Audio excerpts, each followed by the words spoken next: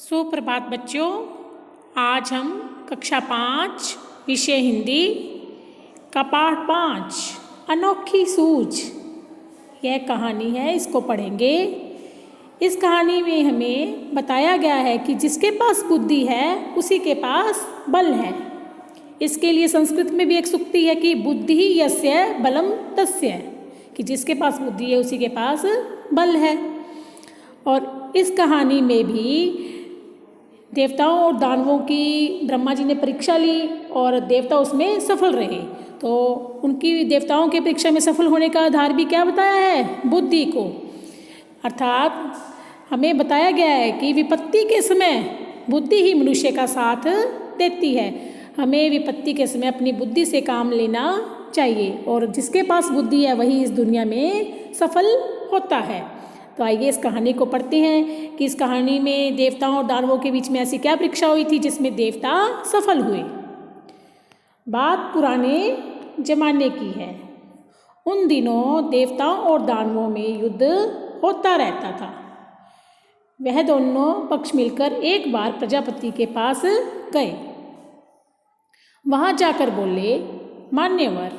मान्यवर क्या होता है? सम्मान सूचक शब्द। जब हम किसी का सम्मान करते हैं तो उसे क्या क्या बुलाते हैं? मान्यवर।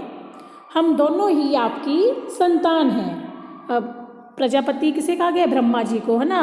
और दानव और देवता जो दोनों ही किसकी संतान है? प्रजापति की, ब्रह्मा जी की। तो कहते हैं कि हम दोनों ही आपकी संतान हैं, आपके बच्चे हैं। बताइए कि हम दोनों में बुद्धि में कौन बड़ा है? कि हम दोनों में से बुद्धि में कौन बड़ा है, आप हमें यह बताइए। तो ये देखो, ये कौन है? ब्रह्मा जी, है ना। और इधर देवता बैठे हैं और इधर दानव बैठे हैं। तो ये दोनों ब्रह्मा जी के पास गए हैं और पूछ रहे हैं कि बताइए हम दोनों में से बुद्धि में कौन बड़ा है।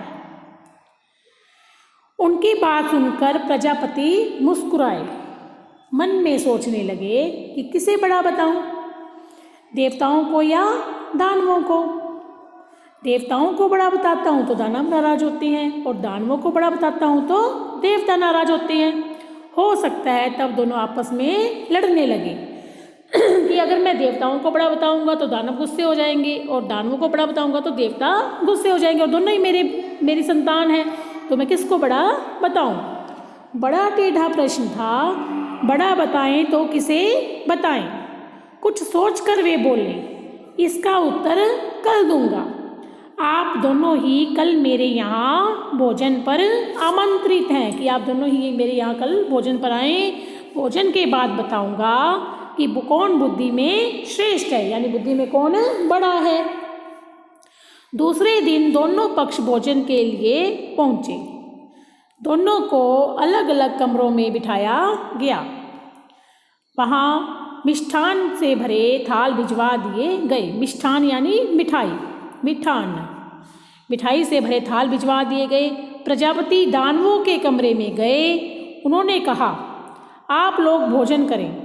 शर्त यह है कि कोहनी को बिना मोड़े भोजन करना है, कि कोहनी नहीं मुड़नी चाहिए। भी भोजन तो करना है लेकिन कोहनी नहीं मुड़नी चाहिए। यही बात उन्होंने देवताओं से भी कही। कौन सी बात? कि भोजन करो लेकिन शर्त क्या है? कि कोहनी नहीं मुड़नी चाहिए। प्रजापति की बात सुन दोनों परेशान हो गए कि अब बिना कोहनी मोड़े तो भोजन हो ही नहीं सकता, है ना। हम भी खाना खाते तो कोहनी तो मुड़ती ही है। अब दोनों परेशान हो गए। वे एक दूसरे का मुँह ताकने लगे। मुँह ताकना यानी देखते रहना। एक दूसरे का मुँह देखने लगे। समस्या थी, खाएं तो कैसे खाएं? कोहनी नहीं मुड़नी चाहिए, भोजन भी नहीं बचना चाहिए, प्रजापति की आज्ञा का पालन भी होना चाहिए।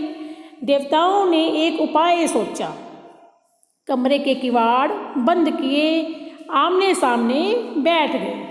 लड्डू उठा कर एक दूसरे के मुंह में देने लगे। कुछ ही देर में थाल साफ हो गए। सारे लड्डू समाप्त हो गए। न हो हल्ला न शोरगुल, यानी किसी प्रकार का कोई शोरगुल भी नहीं हुआ। देवताओं ने शांतिपूर्वक भोजन किया। ये देखो बेटा, नीचे दिखाया भी गया है ना। देवता आमने सामने बैठ गए और इस प्रकार से एक दूसरे के मुँह में लड्डू दे रहे हैं, तो कोहनी भी नहीं मुड़ रही, है ना, बाजू सीधी रह रही है। तो इस प्रकार से उन्होंने शांतिपूर्वक भोजन किया। अब दानव अपने कमरे में परेशान थे। अब देवताओं ने तो भोजन कर लिया, अब दानवों की बारी है ना। दानव जो थे अपने कमरे में परेशान थे, सोचने लगे बेकार ही यहाँ आए, नहीं आते तो यह परीक्षा तो नहीं देनी पड़ती, यानी ये परीक्षा तो ना देनी पड़ती, अगर ना आते तो आ ही गए हैं तो परीक्षा तो देनी ही पड़ेगी। दानवों ने भी किवाड़ बंद किया, यानी दरवाज़ा बंद किया। लड्डुओं के थाल पर टूट पड़े, लड्डू लेकर ऊपर उछालने लगे। लड्डू जब नीचे आते तो मुँह खोल लपकते, यानी मुँह खोल लेते और लपकते उन्हें। लड्डू ज़मीन पर गिरते और चूर चूर हो जाते। कमरे से हो ही की आवाज़ें आती रही। चीखते चिल्लाते और लड़ते झगड़ते रहे, यानी ऊपर उछालते तो कभी किसी के मुँह में कभी किसी के मुँह में जाता है ना। तो इस प्रकार से उनके कमरे से शोरगुल की आवाज़ें आने लगी। ये देखो दानव लोग कैसे लड्डू उछाल रहे हैं, और जब लड्डू नीचे आते तो उसको लपकते, चारों तरफ लड्डू ही लड्डू बिखर गए। सारी स्थिति स्पष्ट थी।